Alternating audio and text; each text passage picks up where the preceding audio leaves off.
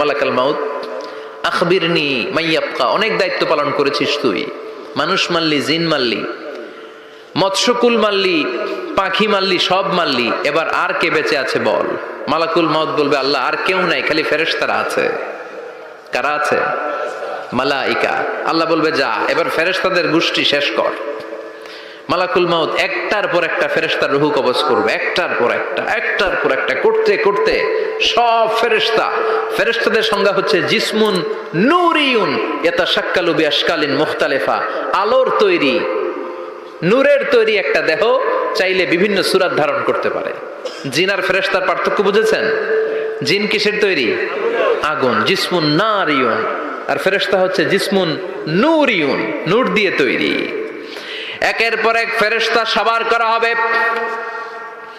এবার আল্লাহ বলবেন, ইয়া মালাকাল মাউত আখবিরনি মাইয়া। Likey